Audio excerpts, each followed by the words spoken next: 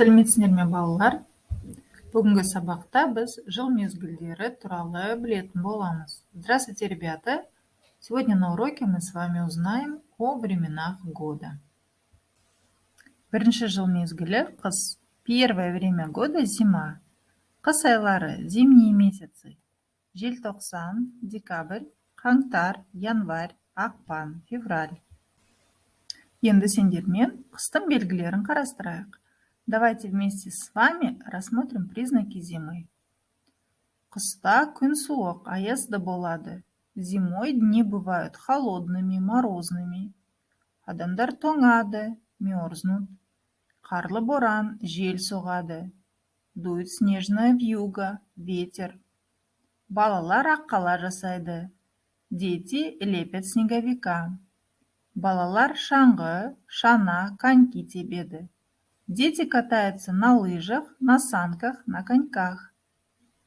Қыста қар жауады, зимой идет снег. Адамдар қысқы киімдер киеді. Люди одевают зимние вещи. Адамдар жаңа жылды қарсы алады. Люди встречают Новый год. Жер үйлерде от жағады. В частных домах топят печку. Мұзға тайғанап құлайды, скользя падает на лед. Жануарлар ұйқыға кетеді, звери уходят в спячку. Енді сендермен қыс туралы қысқаша мәтінді оқиық. Қыс келді. Қыс айлары желтоқсан, қаңтар, ақпан. Қыс ең суық жыл мезгілі. Қыста күн суық, аязды болады. Күн қысқарып, түн ұзарады. Кей аймақтарда қалың қар жауып, боран соғады. Далада көк тайғақ болады. Адамдар қысқы киімдерін малақай, бөкебай, тон, қолғап, пима киеді. Үйлеріне от жағады. Терезеге аяз ою салады. Балалар далада аққала жасап, шана, шаңғы, коньки тебеді. Қысқы ойындар ойнайды. Барлығы жаңа жыл мерекесін қарсы алады. Теперь давайте прочитаем с вами небольшой текст о зиме. Пришла зима, зимние месяцы, декабрь, январь, февраль. Зима – самое холодное время года. Зимой день бывает холодным, морозным. День становится короче, а ночь длиннее. В некоторых регионах идет густой снег, дует метель. На улицах бывает гололед. Люди надевают свои зимние вещи – шапку, шарф, шубу, варежки, валенки. В домах топят печь. Мороз на окнах рисует узоры. Дети лепят снеговика, катаются на санках, лыжах, коньках и играют в зимние игры. Все встречают праздник Новый год. Қазақтың ұлы ақыны Абай Құнанбайұлы жылдың 4 мезгіліне арнап өлеңдер жазған. Қыс Абай Құнанбайұлы. Ақ киімді, денелі, ақ сақалды, соқыр, мылқау, танымас тірі жанды. Үсті басы ақ қырау, түсі суық, басқан жері сықырлап келіп қалды. Великий казахский поэт Абай Кунанбайұлы написал стихотворение на все времена года. Зима. Абай Кунанбайұлы. В белой шубе, плечист, весь от снега седой, слеп и нем, серебристой большой бородой. Враг всему, что живет с омраченным челом. Он, скрипучий, шагает зимой снеговой. Екінші жыл мезгілі – көктем. Второе время года – весна. Көктем айлары – весенние месяцы. Наурыз, март, сәуір, апрель, мамыр, май. Көктемнің белгілері – признаки весны. Күн ұзарады, түн қысқарады. День становится длиннее, а ночь короче. Күн жылынады, день становится теплее. Жылы жақтан құстар ұшып келеді. Птицы прилетают из теплых краев. Қар ериді, тает снег. Табиғат оянады, просыпается природа. Жаңбыр жиі жауып, найзағай жарқылдайды. Часто идут дожди и сверкает молния. Бәйшешек шығады, появляется подснежник. Жануарлар індерінен шығады. Животные выходят из норок. Жылғадан су ағады. текут ручьи, ағаштар бүршік жарады, деревья распускают почки, бақша егеді, сажают огород. Көктем туралы шағын мәтін. Көктем келді. Көктем айлары: наурыз, сәуір, мамыр. Көктемде күн ұзарып, түн қысқарады. Күн жылынады, қар ериді. Жылғалардан су ағады.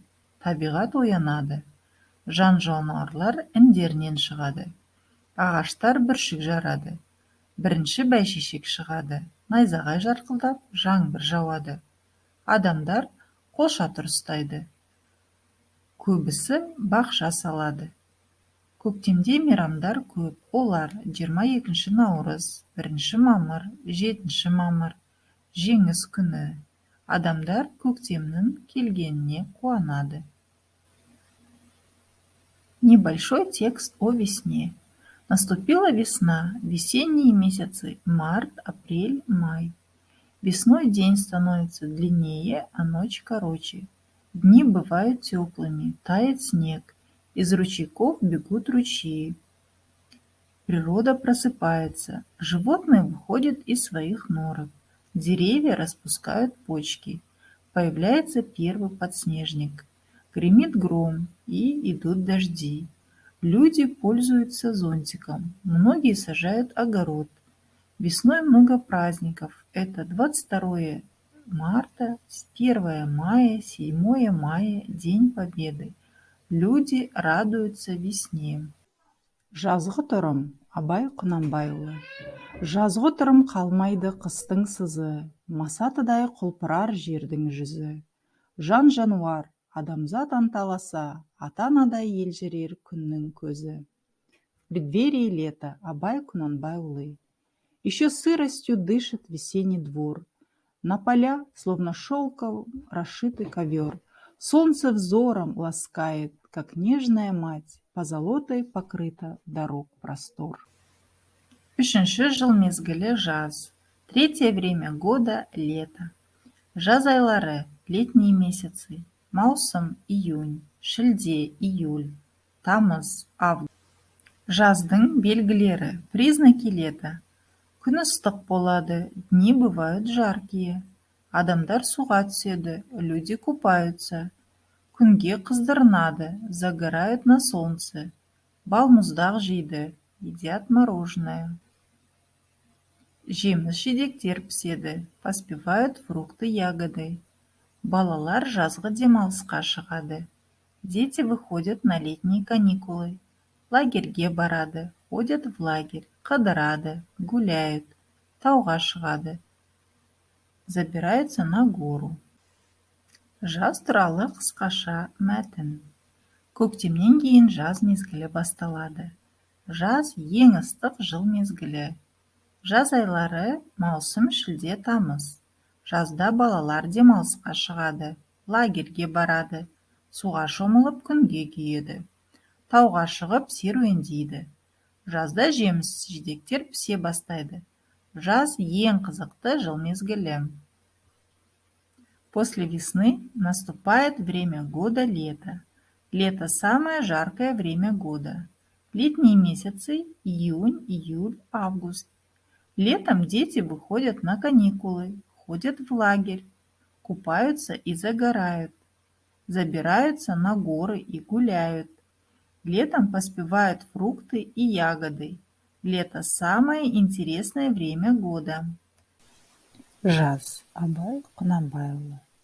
Жаздыгүн шілде болғанда, көгерай шалғын бәйшешек, ұзарып өсіп толғанда, күркіреп жатқан өзенге көшіп ауыл қонғанда. Лето. Абай Құнанбайұлы.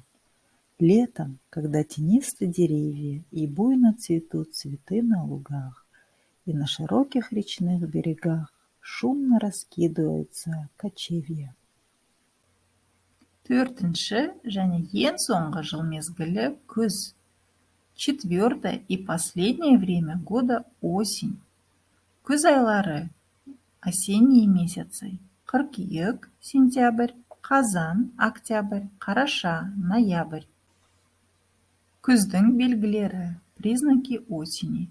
Күн суыта бастайды, дни становятся холоднее. Күн қысқарып, түн ұзарады. День становится короче, а ночь длиннее. Құстар жылы жаққа ұшып кетеді. Птицы улетают в теплые края. Балалар мектепке барады. Дети идут в школу. Жан-жануарлар індеріне тығылады. Звери прячутся в своих норках. Жапырақтар сарғаяды, желтеют листья. Жаңбыр жиі жауады, часто идут дожди. Адамдар егін орады, люди собирают урожай. Жеміс-жидектер, көкөністер піседі. Созревают фрукты, ягоды, овощи. Күз. Алтын күз келді. Күз айлары қыркүйек, қазан, қараша. Күзде күн суытады. Жапырақтар әртүрлі түске боялады. Күн қысқарып, түн ұзара бастайды. Қараңғы ерте түседі. Жел соғып, жаңбыр жауады. Құстар жылы жаққа ұшып кетеді. Балалар мектепке барады. Адамдар егін мен бақшаларын жинайды. Осень. Наступила золотая осень. Осенние месяцы сентябрь, октябрь, ноябрь. Осенью день становится прохладнее. Листья окрашиваются в разноцветные цвета. День становится короче, а ночь длиннее. Сумерки сгущаются рано. Дует ветер и идет дождь. Птицы улетают в теплые края. Дети пошли в школу. Люди собирают урожай и огород. Күз. Абай Құнанбайұлы. Сұр бұлт түсі суық қаптайды аспан. Күз болып, дымқыл тұман жерді басқан. Білмеймін, тойғаныма, тоңғаныма, жылқы ойнап, бие қашқан, тай жарысқан. Осень. Абай Құнанбайұлы. Ползет ненастье, зябко и уныло. Сырая зависает мгла с утра. Играют кони в поле, ржут кобылы, и годовалых внуздывать пора. Осымен сабақ аяқталды. Біз сіздермен 4 жыл мезгілі туралы толық ақпаратты білдік. Назарларыңызға рахмет. Видео қызықты болса, лайк басуды ұмытпаңыздар.